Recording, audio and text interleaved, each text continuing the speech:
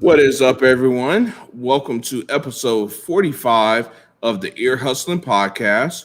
You got your boy James and Eric here. Eric, what's going on, man? Not much, James, and I'm surprised that you actually used the number 45. Well, I know I use 45. I just don't say the name that's associated with 45.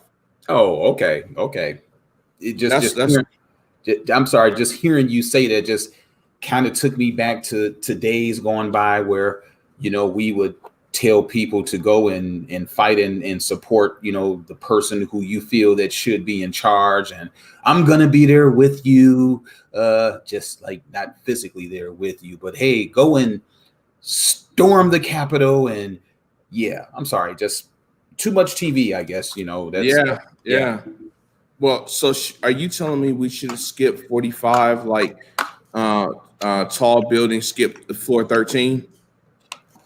You know what? We'll put it like this. We'll just refer to him as 45.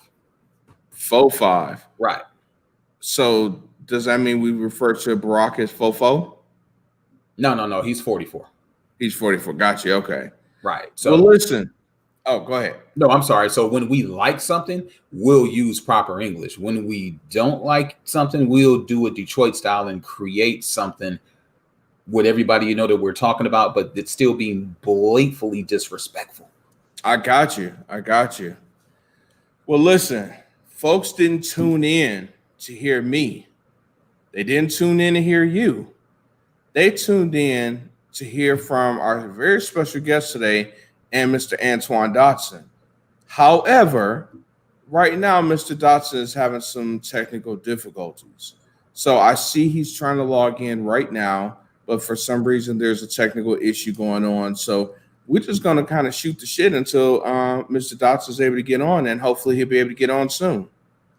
You know what? That works for me. What would you like to talk about, sir? You want to talk about the gorilla in the room, perhaps? Look, the gorilla in the room. You know what? Let's talk about the gorilla in the room. And while we're at it, let's talk about the gorilla in the hair.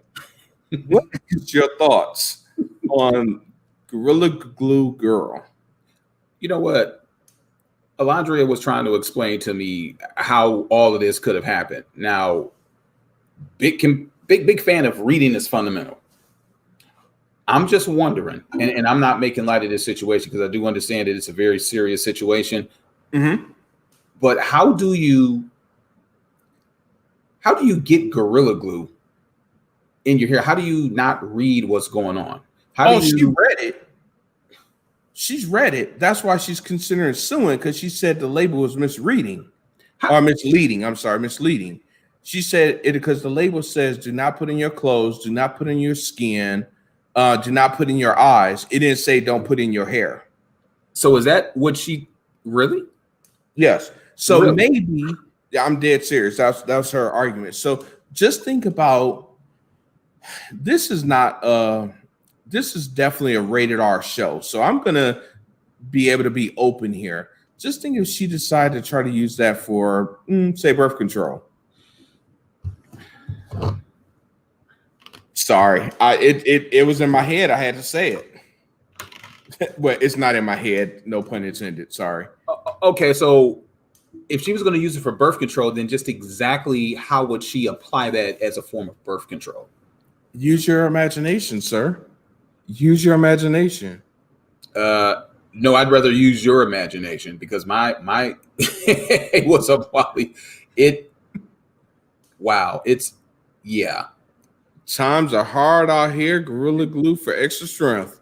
You ain't lying, Wally. What is up, Wally? What's going on with you, man? I don't understand that. Look, you know what? I mean, we've all done questionable stuff. How? And again, Alondria explained to me that there's this stuff that's called Gorilla Snot, stuff that you use for your hair, keeps your hair in place. First of all, Gorilla and Snot. I'm gonna have to interrupt you, sir. So, Mr. Antoine just got connected. So, ladies and gentlemen, so sorry, Eric, we'll come back to this. Okay. So, ladies and gentlemen, as promised, hide your kids, hide your wives. We got a very special guest, Mr. Antoine Dodson. So let's welcome him to the show. Antoine, what's going on, brother? Hey, Hey, Antoine. how are you? Good, good. Thank you for Can being you able to join us today. Huh? can you hear me? Yep, hear you loud and clear. Okay. How's the weather over there in Alabama? It's wet, rainy, cold. Sound like Eric's ex-girlfriend. Sorry, my Ooh, and a file. bad. The question is, which one? That's true. That's true. So, Antoine, those of you who don't know Antoine Dodson can reflect back to that was July of 2010, right, Antoine? Yeah. July of 2010. So, we want to just give a quick preview, a reminder, if you will, of Mr. Antoine Dodson. So, Antoine, bear with us a second. We're gonna remind the people of your infamous interview. Cool. Hang on a second. Here we go.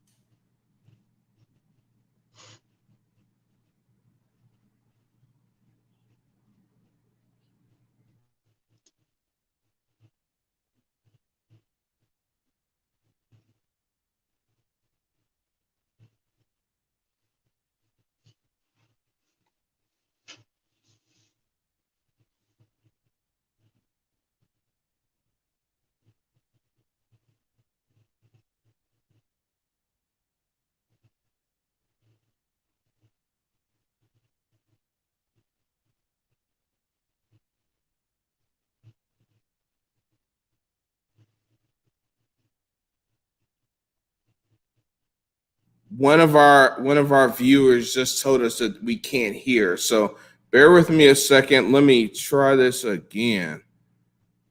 Gotta love this technology, right? Yeah, I guess we expect everybody to lip read. You and Eric, you're supposed to be my wingman. All right, here we go. Better. This is it now.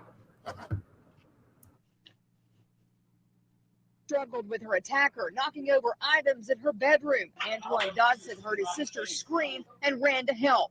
Well, obviously, we have a rapist in Lincoln Park. He's climbing in your windows. He's snatching your people up, trying to rape them. So y'all need to hide your kids, hide your wife, and hide your husband because they raping everybody out here. The attacker got loose and went out the upstairs window, but he did leave something behind. We got your T-shirt. You done left fingerprints and all. You are so dumb.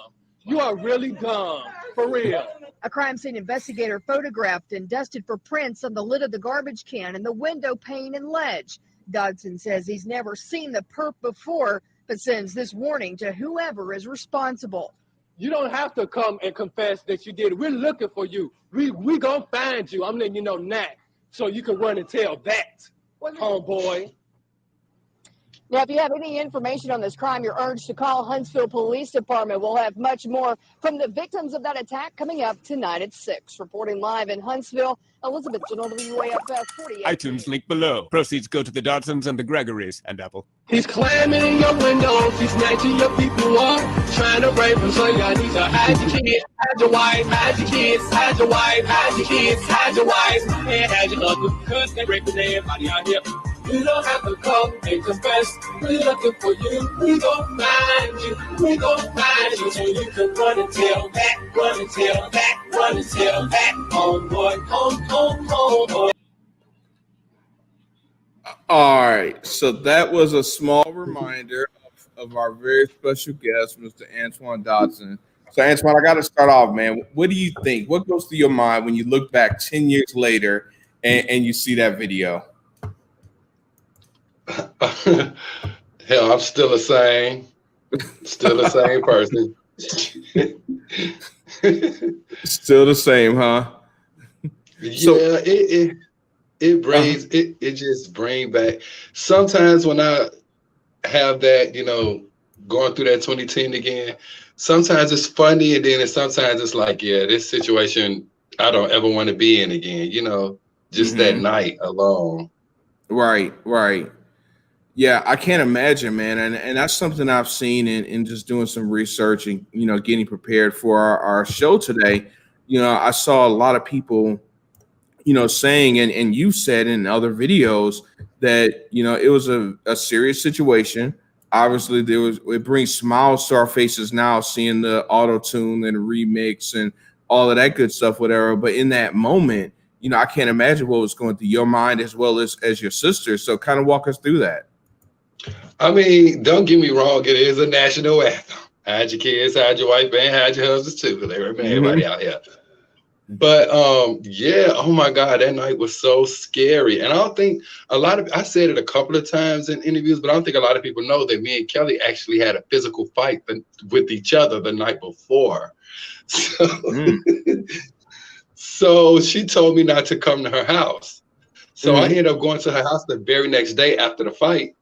And it was this guy that used to come around who like sold steaks and beef out of his trunk. And we used to buy it.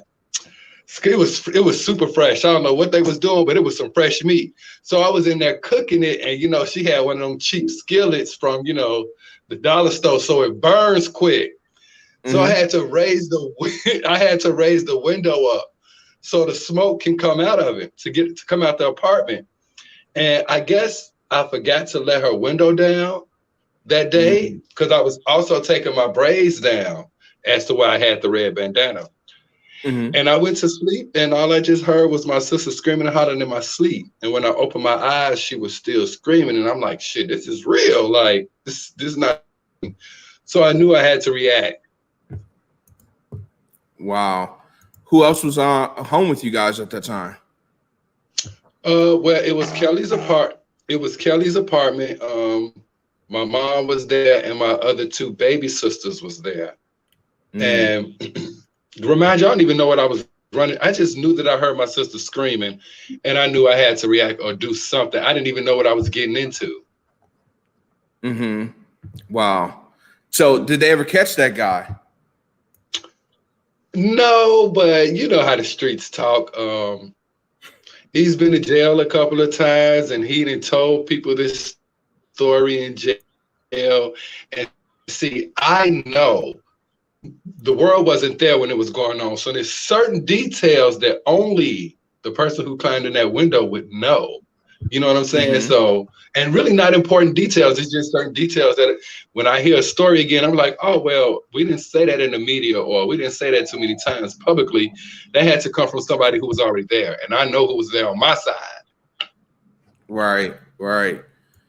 Okay. So, Antoine, what was life like for you before the Bed Intruder song?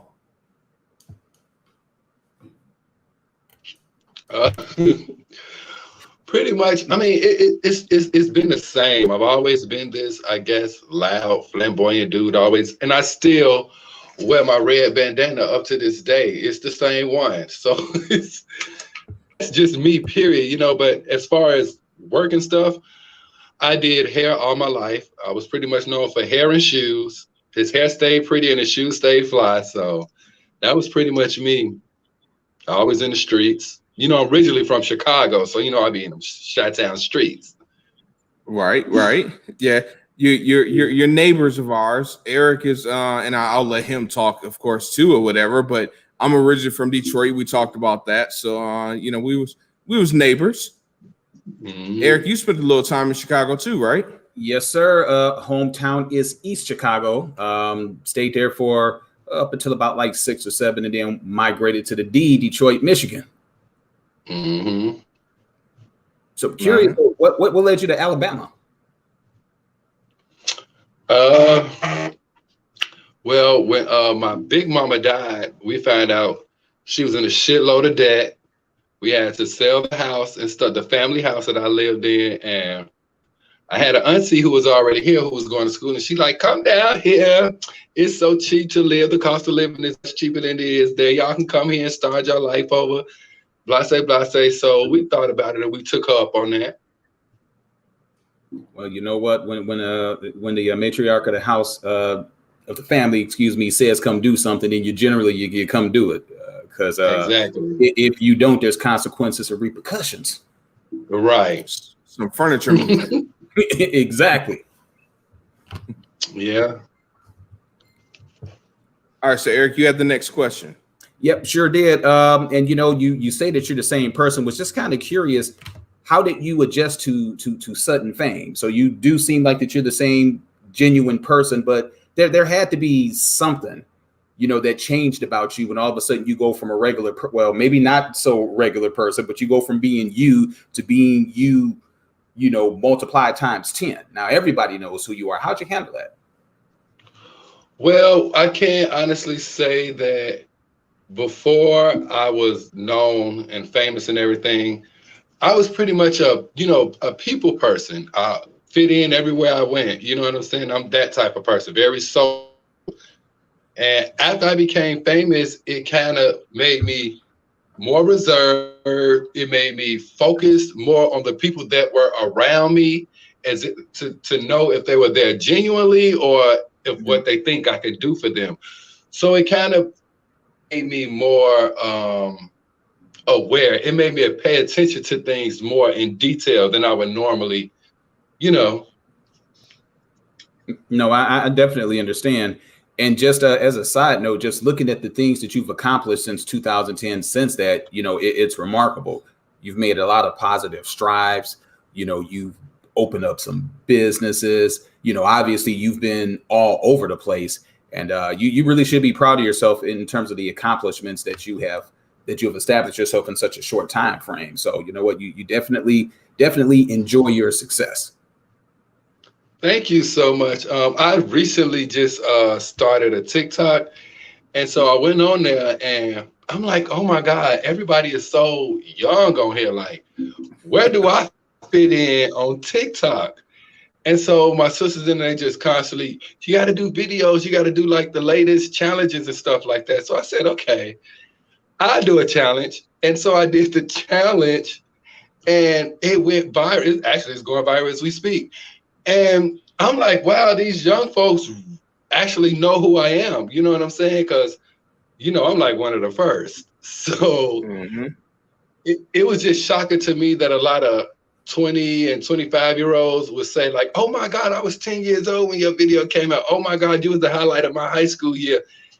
It really made me hearing this legend and stuff like that. It's like, wow, I can't believe like people actually rock with me like that. It's been so long. You'd think like folks then grew old and forgot and moved on. Oh man, no one ain't forgot. I looked at on YouTube, and matter of fact, the video I just showed, there's comments from people a week ago, 2 weeks ago. So no one ain't forgot about Antoine Dodson. You're kind of like Michael Jordan. Maybe you're not in the limelight, but you're doing a lot of stuff behind the scenes. So people going viral is still relatively new, even 10 years ago in the grand scheme of things. So you can call yourself one of the founding forefathers of being viral. I mean, toot no.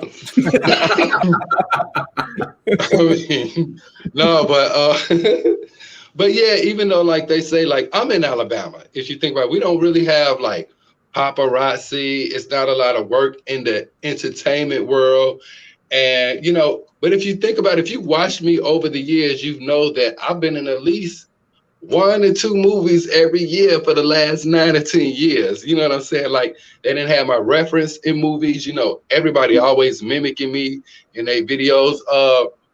I believe Lil Yachty just tweeted the picture of him turning into me, you know what I'm saying, on his Twitter. So it's like they rock with me. It's just like, wait, well, damn, when I'm gonna get these jobs? But I understand that they want me to be in like Hollywood and Atlanta, New York.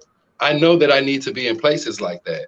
You know what I'm saying? In order for me to really be out there like my fans want me to. Mm-hmm. So when's the move? I think Eric's about to say the same thing. Exactly. So what's the holdup? Yeah. So you need to get out. I done done albums. I done did movies. I done promoted. I done hosted. I done partied. I didn't act. I did everything I could, and still doing to please my fans. Look at them come to Atlanta. Y'all go give me in a letter and turn me out. Or maybe Atlanta needs to watch out. To say maybe you might come in and you might turn Atlanta out, but the relationship would be good for you and good. So Antoine, all this ties to the next question I wanted to ask you. How did you feel? And when I Google you, once again, the one thing that I always see is YouTube sensation. How do you feel being considered, among other things, a YouTube sensation? Well, obviously, but I mean, I look at it as like,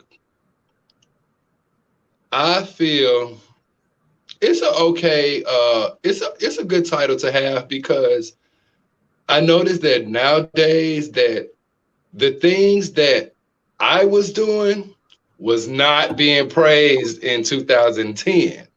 But now all the YouTubers now are being praised. I say thank you for that. I got the whips on my back for them to walk and they making hella money today doing all the things that I've already done. You know what I'm saying? But I got bashed for it. Oh no, you shouldn't look like this. Oh no, you shouldn't dress like this. People, you're not going to get endorsements if you look like this. You're not going to get endorsements if you promote being gay, a gay black man. And you know, I was just getting bashed. The long 24 and 30-inch weaves, you know what I'm saying, with a mustache, a goatee. I was doing that when it wasn't cool. So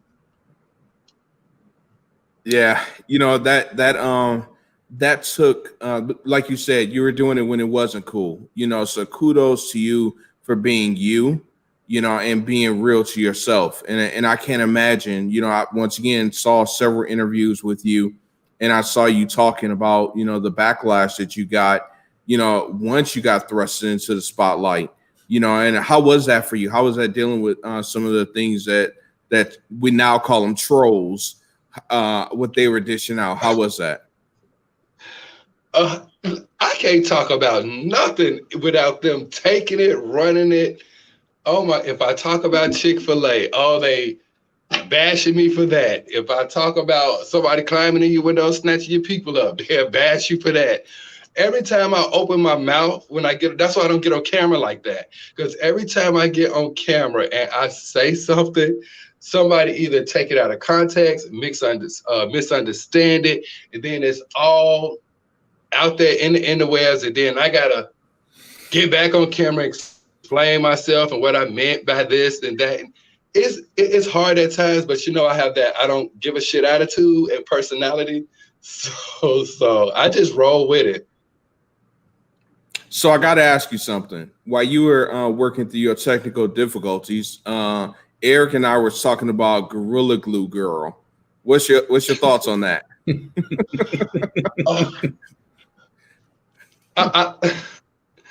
First off, I just want to say is, girl, you don't need no disclaimer.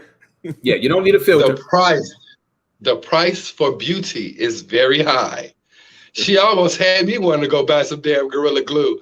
The way it was slick, that style was laid to a East Low. But I'm not that desperate to go get no Gorilla Glue. Like, I feel sorry for her or whatever. But how old is she? That's like, you're too old to be making those type of dumb mistakes. That's what we were talking about when you came on. I'm like, how do you put Gorilla Glue? I mean, you don't have to know about Gorilla Glue to know about Gorilla Glue, if that makes any sense. James, right? That this lady, she's going to sue Gorilla Glue Company because it didn't say don't put it in your hair. Now it says no skin contact, no eyes, you know. But yes, it does. Yeah, no, James told me that it said that, but according to him, he told me that it didn't say don't put it in your hair. So what I heard, Antoine, is she's considering suing Gorilla Glue because the label is misleading. It says don't put it in your clothes, don't put it in your skin, and don't put it in your eyes, but it does not say don't put it in your hair. Well, I'm not putting all that garbage in my hair anyway. It's too close to my brain. Let's start there. But I mean, I don't know. like she is too old. She got about 600 kids. I'm pretty sure you know well enough not to put no damn Gorilla Glue in your hair. I thought we used that for furniture and stuff. Yeah, we do. Maybe you might need to have a chat with her. You know, you definitely know a lot about, you know, hair and stuff like that. Maybe you need to have a chat with her. Yeah. Oh my God, I'm a hairstylist. I specialize in braids. Like, she would have called me and said, "I don't got no more spray. I'm gonna use some Gorilla Glue." I would have probably snatched her hair, snatched it from out her head through the phone. Like, girl, for real, Gorilla Glue out of all things. So you just passed nail glue, you passed crazy glue, you went straight to Gorilla Glue. Well, from what I understand, her hair is still looking great. She tried to watch it, I don't know, like 15 or 20 times, and the style hadn't moved. It's like Gorilla Glue, it's like it's waterproof. So the water just rolls off, and it still looks the same. We go. I shouldn't be laughing. Girl, I pray for you, girl. But at least Beyonce's hairstylist got her some wigs lined up en route. Portia Williams got some wigs lined up. She got the help, girl. You may be bald when this is all over, but you got some hair coming. And I'm pretty sure it's Indian Remy or some Brazilian. But she got some people that's willing to help her after, because I know she finna go through some stuff. Yeah, I know she finna have some hair injury. Yeah. Wow. Some hair transplants are definitely in her future, for real. So here's the question on that, Antoine. I want to hear your take on this. I heard some people saying she may have did it for publicity. No, I wouldn't say she did it for publicity. I just think that was a really dumbass moment that she had. I don't think nobody's gonna. And from the looks of it, you could tell she had pretty hair from her ponytail. So I knew she wasn't gonna risk her hair and her scalp for to become a meme. Like, I don't think she did. I just think it was a dumb moment. I really do. Okay. All right. Eric, what you got, man? Oh my goodness. How do you really follow up after that? I don't know, man, but you know what? Actually, I'll help you out here. So Antoine, you mentioned movies. Of course, we saw you in a Medea Christmas. What was that like working with Tyler Perry? Actually, Tyler Perry work. He don't play. When I say he is a boss in his own right, he is a real boss. Like, and that was at the beginning of when all this bed intruder stuff happening. So, because it was at one point in my life that I could not get those lines out because it was so funny that I had seen myself on video. I had watched the interview, and it's like ever since after the interview, every time I try to say it, I just, oh my God, I just bust out laughing. I can't stop. It'd be so funny. And I did that on set, and Tyler Perry was like, no, don't laugh. Like, we're all set. And I was like, you know what? I ain't gonna laugh. I tried my best. It was hard. I tried my best not to laugh, but he actually got me in character. Like, no, we're shooting a movie. We're shooting a movie. So, and plus I would love to work with him too, because the love and the energy on set, it was great. I loved everybody. Well, you know, he got Tyler Perry studio in Atlanta. I'm just saying, you know, Atlanta's coming up again. I clean this motherfucker. What's up? Eric, get Tyler on the phone. No problem. Right, I will clean this damn studio. What's up? I'm gonna see if I can get us cast in a Tyler Perry movie too. No, we're just gonna let Antoine take it. I'll be behind the scenes. Yeah, I'll just be in catering. I'll just be in catering. Yeah, I was gonna say I'll just give him a ride to the studio. Yeah, right. I'll just be in catering. I can carry somebody's bags. I'm pretty sure that you know, that Tyler Perry spared no expense on you know, behind the scenes stuff. You know, I'm curious too. I got a question though. While we're on the topic, how did you wind up getting that part in the Medea movie, the Medea Christmas movie? You know, they be reaching out. I'm telling you, these people, they know who I am, and they be wanting to work. They really, really do. I just don't know. I just don't think people, they don't know how to take me, because I'm so, like, when I go on set, you know, everybody like, oh my God, you're not the same Antoine from the interview, you so quiet and so no, I'm watching you motherfuckers, so I know how I'm finna interact with y'all when the time comes. You know what I'm saying? I gotta peep it out first, but I don't think they know how to take me because they don't. It's like two different sides. One, I'm real mellow and chill and I'm paying attention, and then the next minute it's like, damn, shut the hell up, chill out. You know. So, what about opportunities that you've turned down?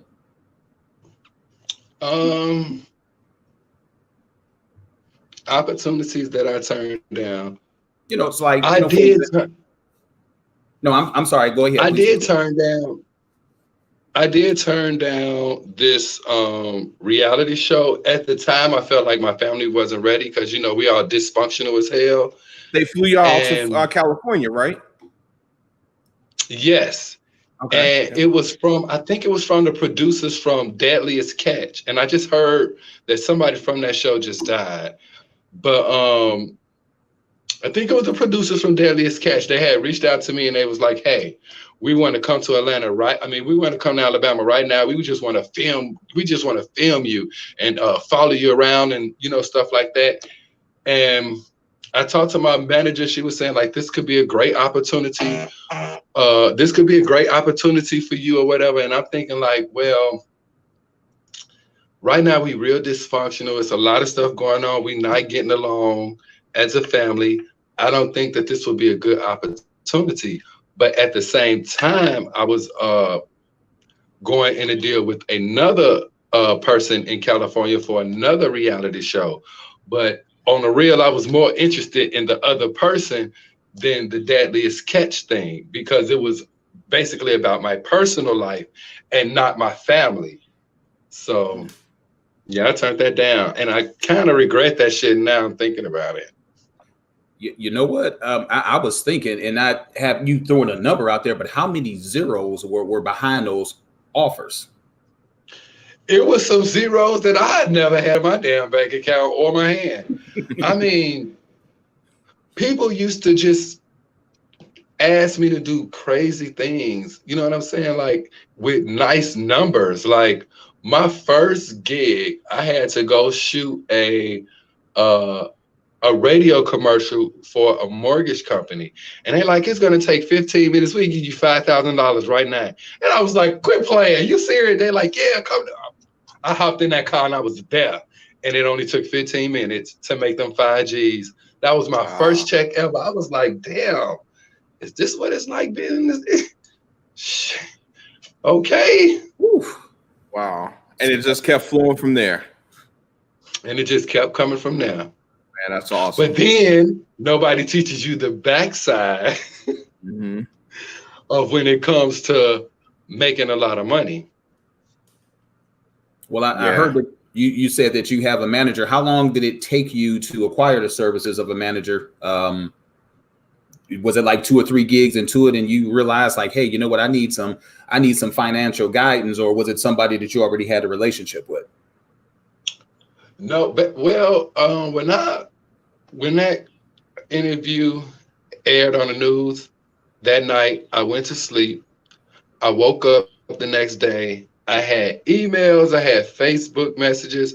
Everybody was asking to represent me. And it was from all over the country and stuff.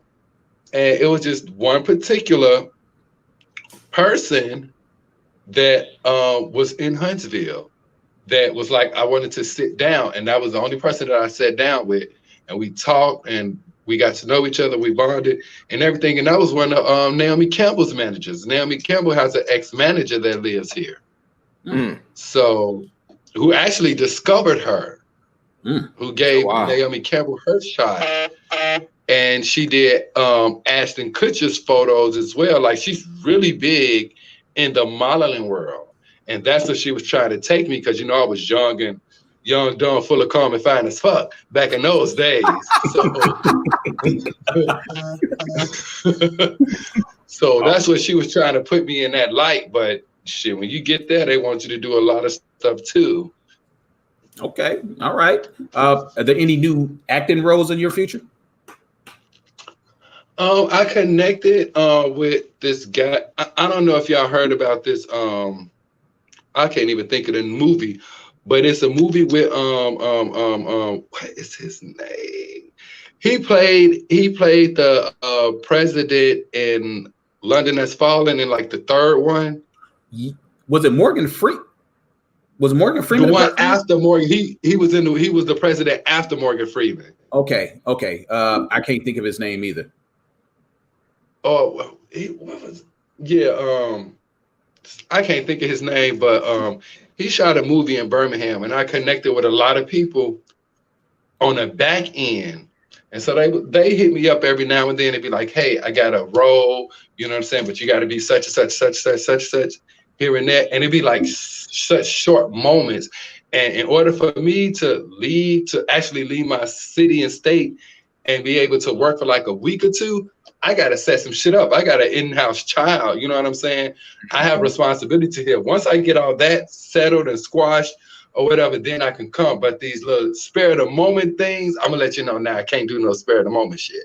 Like, you have to give me time, you know, it gotta make sense. Right.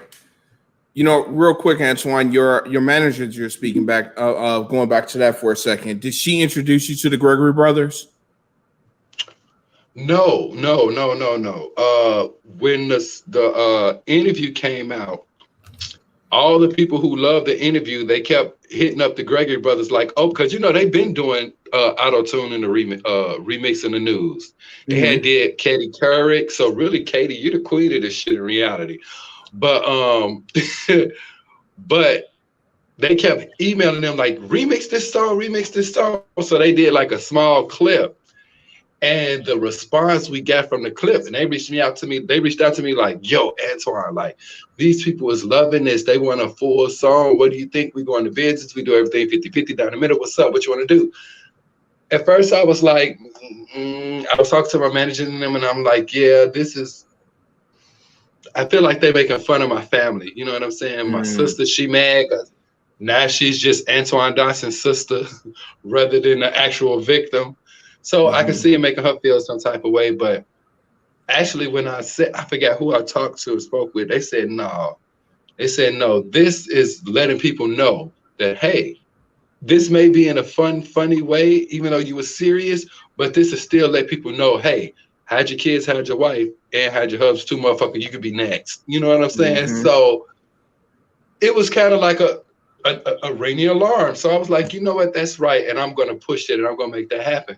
So I got back with the Gregory brothers. I'm like, yeah, let's do that. You know what I'm saying? And the song with Platinum. Wow. You know, it's funny. You like you mentioned, you know, people, it felt like some people may have made fun of, but you was pissed. You could feel that. And someone said in one of the comments on YouTube, when you said homeboy, I felt that in my soul. You know, you were mad as hell. So so it definitely wasn't a laughing moment, that's for sure. Yeah. If you really want to make me mad, all you gotta do is go after one of my sisters or my child, because our parents ain't shit. I'm gonna be real with you. We got not shit ass parents. So, and there's so many of us. So we have to take care of each other. You know what I'm saying? Because if we don't got us, nobody got us. So it's like we just have to take care of each other. And by me being the oldest of all of them, I feel like I'm more responsible for them. You know what I'm saying? I have raised them since they all were children, since they first came out, you know. But yeah, it's just about protecting them, especially these girls. Like, no matter what people say, they call me fag, sissy, gay, whatever. I guarantee you, I'm going to protect my sisters. I'm going to make sure they're straight, and I'm going to do everything that I have to do that their fathers wouldn't do when it all boils down. Because if I don't have them, nobody else will. Right, that's real. Amen. One quick question: do you find that you and your siblings are now closer, you know, since the unfortunate incident with your sister? We're more now. It's more like we all have our own families and stuff, so we're not as close as we used to be. Yeah, no, we're not close like that anymore. We still love each other, you know what I'm saying? It's just that now I have one girl that we knew before all this happened when we was all staying in the projects, and I was at the at Walmart, and she was a cashier there, and I said, "Oh, hey girl, how you doing?" She like, "Oh, hey, how you doing? How is such and such?" She naming all my siblings. Has Kelly, has Sean, has he, and I'm like, "Girl, I don't even see them like that." And she like, "What? Y'all was the closest. Y'all were so close back in the." I said, "Yeah, we all grow older and we all go our separate ways or whatever." She's like, "That's just so shocking," and it made me think like, "Damn, I didn't think people paid attention to the bond that me and my family have, because down here everybody is so separated. Nobody is close. You got your mama standing right across the street from the daughter, and they won't even speak. You know what I'm saying? But that's not how my family is. So it was kind of like, oh, okay, people really do pay attention to the bond me and my family have. Right, right. Wow. Yeah. One thing I want to mention to you, Antoine, I saw in 2013 you identified as a Hebrew Israelite. What did that mean to you at the time, and do you still identify the same? I mean, with that, I'm the type of person, like, I feel like if I get up every morning, that means that's a chance for me to learn myself. Mm-hmm. Every day I'm trying to learn something about myself. Every day I'm trying to elevate myself. And as far as that Hebrew goes, I don't think that that's like something that you can practice. I don't think that's a religion. However, I do think that that is a culture. I do think that is a set of people that nobody wants to talk about. But I'm constantly studying. I'm constantly trying to find enlightenment. I'm constantly trying to better myself. So sometimes along the road, I make mistakes. But one thing about the media, they took that and they ran with it. I was mad at a nigga who hurt my heart, and I went and talked some shit on Facebook. And I did not think, that's why I don't open my mouth no more. Because when I say stuff, they take it and it goes. And then I have to, with that situation, I felt like I had to live up to a certain expectation, because not everybody have this pre-notion of me now. So it's like, but yeah, that went down. I was mad at the dude, and I posted, like, basically I wasn't talking to nobody but him, like, fuck you, I don't want to be gay no more. I just found I seen the light and stuff like that. I don't want none of this. It was just to piss him off. But it just seemed like it pissed the whole world off. He wasn't even bothered. I felt dumb as hell, but he wasn't even bothered. Wow. So I swear it's almost like you saw our notes or something. In a previous interview, you were talking about, and one thing I admire about you, Antoine, is you seem to be real all the time. You caught so much slack, as I mentioned earlier, from the media, from the world, on different things you said, and you're like, you know what, this is me, take it or leave it. But in a previous interview, you were talking about it being a choice to be gay versus being born gay. Do you feel that's your truth, or do you think that's the truth for everyone? To me, I look at it as, now I cannot speak for other people's situation, but I can say for me that I went without messing with a guy or having any type of gay relationships for 7 whole years. And I was comfortable. It wasn't like, oh, I need some dick, I need niggas in my life. It was not that. I was really truly in love with my baby's mother. Like, we really were in love together. Towards the end, shit just didn't work out. It didn't work out because she didn't love me or I didn't love her. It just didn't work out because we were going separate paths. We was on to other different things. You know what I'm saying? I don't hate her to this day. She don't hate me. We co-parent. We cool as hell. We can go out. You know what I'm saying? So in my case, it could be a choice for me. You know what I'm saying? And one thing about the gay community, and people don't get this misinterpreted, because I've been fighting this fight my whole life. Saying it's not that I'm bashing anyone, but I can honestly say that we done went from being bullied to actually becoming the fucking bully. Like, we so sensitive, like we can't talk about gay people, we can't talk about gay situations, we cannot say anything without somebody bashing, and it's like, hold the fuck on, because half y'all is talking shit. Y'all probably wasn't even born when I was running this thing. You know what I'm saying? So when I talk, it's from my personal experiences and the people that I'm around. It has nothing to do with the whole community. So, what is your take now? And I've heard things that you've said in the past. Do you think it's possible for someone to be born misgendered? In your opinion? I don't. I'm gonna say this. I never wanted titties, and I never wanted a pussy. I love being a feminine man or whatever. It's just who I am. You know what I'm saying? I never wanted to have surgery. Well, get some of this, get some of that. But as far as like gender changing, no, I never been into that. I like my dick just fine. So. Okay. All right. So something you said several times in previous conversations I've heard is celebrating sexuality. What does that mean to you? What do you mean celebrating sexuality?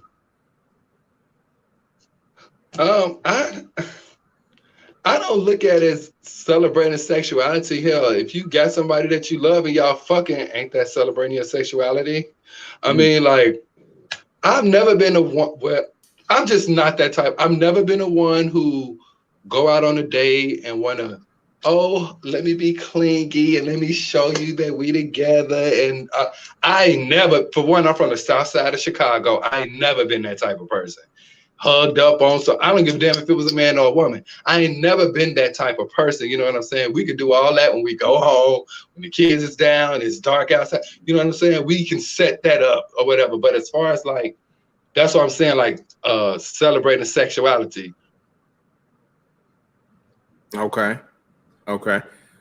So my last question about sexuality, why do you think it matters so much to people? Once again, so many things you've said, people have said things in rebuttal of or angry at. Why do you think your sexuality means so much to other people? I mean, probably because I'm good at it, but no, I'm all it's all even. It's like, okay, like even before I was famous, back home, I was always known for something. You know what I'm saying? People knew who I was, and everybody was always infatuated with what I had going on. You know what I'm saying? Like when I was in the group, it was always me as the leader of the group. We doing what I wanted to do. You know what I'm saying? Or you know, it was always what Antoine doing? What he got going on today? Let's go ride with him. You know, everybody always cares. So on a bigger scale like this, I mean, I'm still not used to it, but I understand it. But it's cool. I mean, whatever they want to know, I'm willing to tell them. I don't got nothing to hide. You know, that was one thing you told me when we talked about this interview. I'm like, is there anything off limits? You like, nope, I'm open books. Ask whatever you want. And you haven't shied away from any question I've ever seen in any interview. You know, you never pulled that next question thing. So that's real. So yeah, I feel like the more that I'm, you know, I don't know how to be nothing else but myself. Anything else, I'll probably look at it as fake. Now, I will say this. I did, I was up for Big Brothers. And they flew me out, and, you know, I had everybody in my ear like, they want all this. You know what I'm saying? They want this done. They want that one. I went there as a completely different person. That was the first and last time that I ever portrayed to be something else that I wasn't. And it cost me a job. Now, what do you mean? And that would have been fun, man. What do you mean because by I went there? Huh? No, go ahead. Because, you know, how I am now, how you see me, this is me. But when I went to Big Brother, because, you know, it's a process to get on that show. You got to go see psychologists and stuff like that. You got to talk to so many different people. It's a process. It's a step. And I just went in there like a totally different person. Like,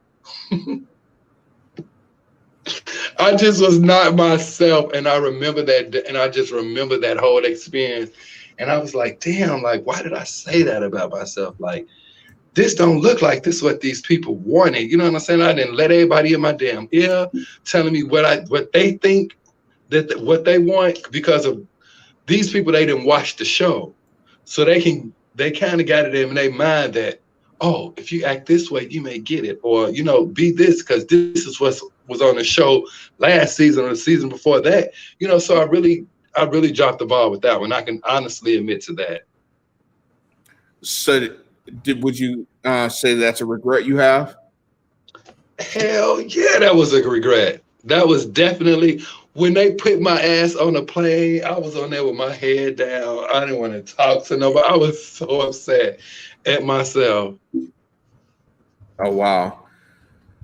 So the funny thing is, so what I'm getting from you is that you don't have a filter, but sometimes you wish you did. There you go.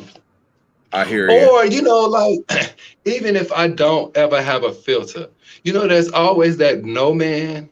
See, everybody around me was, yeah, ooh, B, that's nice. Yeah, like, I remember I had never wore makeup in my life until I got famous. And everybody was saying, like, oh, you need this studio powder, because I know that, my face is, not evenly colored, with a little touch up that'll even that all out. And so I would, do the makeup and stuff because I felt like, hey, maybe they're right. I need to look more polished and clean. But when I go back and I look at some of these interviews, I'll be like, where was anybody at who said, what the fuck he got on that red undertone for? It don't even look right. There was nobody, you know what I'm saying? Like, why the hell did I wear that hairstyle? Why everybody telling me like, oh, that look good. Ooh, you fine. And the whole time when I'm looking at myself, I'm like, you like a damn fool. And nobody said a word. You know what I'm saying? So. Wow. So do you have a different circle of people around you now that support you? I don't have nobody around me now, not even my own family. So, yeah, I got my son. I got a few of I still got my baby sisters, and that's who I keep around me. You know what I'm saying? I go out. I got friends that I go out, but we have to schedule dates. We're going to meet at one another's house or whatever we're going to do, because one thing, I'm not trying to catch COVID for the second time, because what I am learning is that people who had COVID for the second time they're not making it, and I don't want to be a hashtag. Definitely. You know what? And with all of the stuff that's been going on, with COVID-19, it's, we had a show about folks that had COVID-19, and you're probably the first person that I've met that had it, and then you seem perfectly normal. Are you suffering from any sort of like side effects from COVID? Well, I was diagnosed with it July 9th. I was quarantined for a whole month because I finally tested. It didn't say negative. It said like non-responsive or some shit. So I'm like, wait, hold on. Do this mean that it's in my body forever? And sometimes you can trace it and sometimes you can't? Because I didn't get my taste or my smell back until November. And I still suffer with some symptoms. Like, I had to go to the hospital. Like, I really thought that I was going to die. I said, these motherfuckers, they're killing me. But yeah, I ended up going to the hospital for all that. I was sick for I have not been the same. Let's just say after COVID, my body is different. My hair is much thinner. And everybody know that Antoine Dodson got a head full of thick hair. But it's ever since COVID, it's thinning. You know what I'm saying? My bone is more sharp. Like, it's just, my body is it is so different. It's so different. Wow. Have you taken the vaccine, or do you plan on it? Have I what? Taking the vaccine? See, I don't know. I'm nervous. I'm just so nervous. Everybody keep asking me since I had it already. I said, well, damn, what if it killed me quicker? Like, I just don't know. I'm just really nervous. I just don't want to make no mistakes to where I'm dead and then shit, who gonna take care of my child? Did he test negative for COVID during the time that, you were in isolation? Did it, you affect any of your family members? No, because with my son, what I did was I keep a clean house anyway. So that was the easy part. But what I did was I stayed in my room the entire time. If he needed something, he would knock on my door. I'm telling you, I taught my son, he is smart. I taught him how to use the microwave. I taught him how to wash dishes. He's 6. I taught him to be very independent for situations like that. If it's too big, I will, put my mask on, my gloves. I would come out and I would help him with whatever he needs. But I kept myself in my room for a whole month because I was so afraid that if I gave it to my son, I could never forgive myself because I got it from working at public transportation. Okay. All right. I've got another question for you. Just kind of circling back to earlier parts of the conversation. So you've got your hand in a few different businesses since your success over in 2010. Very impressive list of things that you've done. Would you mind sharing with everybody some of the things that you've done since your newfound fame? Oh, well, thanks to COVID, they shut every damn thing down.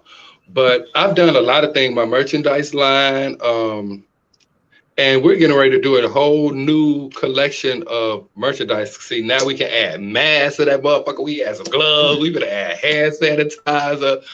We finna add tissue, whatever you need. We got that shit on deck. But yeah, I've done merchandise line. I host a lot. I mainly make my money from hosting. Hosting parties and hosting gigs. Everybody want me to be at their party. That's the only thing I could say. I could do that. I could do that from Huntsville because they say, hey, you want to come to Cincinnati? We got a party. Let's book you. So that's mainly where my income come from. But since COVID happened, that shit is dead. Like it's cut. And I'm not sure even if it was to come back around and life was to become the same, I don't know if I would be so quick. Because and I shouldn't live in fear like that. But the way that I suffered in July, I do not ever want to go through that again, honestly.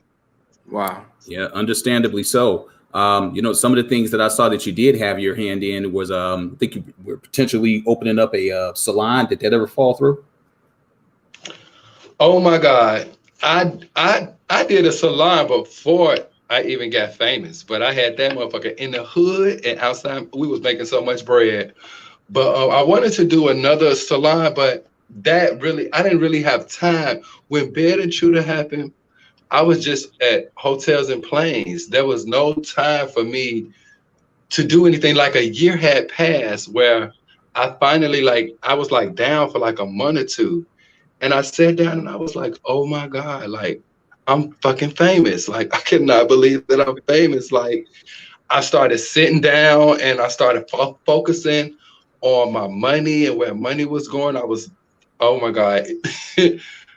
When you actually sit down and stop working and you actually go behind the scene, you see a lot of shit is being done behind your back and you don't know it. So yeah, but I still try to stay focused. I still try to give people the benefit of the doubt. I still try to trust people until I can't no more. All right, understood. But that's pretty much all of the questions that I've got. James, what you got, sir? Yeah, my last one, Antoine, is what's next? What can we look to see from Antoine Dodson in 2021 and beyond? Okay, in 2020, well, I got a hip hop album out. It's called The Come Up. I've been doing rap this whole time, but I never showed anybody my hidden talent. I learned how to sing from some big girls in Hammond, Indiana, and they taught me a few things. So this year I said, okay, I am going to cross over. I'm going to get into my R&B soul because truly the music that I love anyway is R&B soul. I love, Jill Scott, my Mary J. Blige, Tyrese, that nigga know he can sing.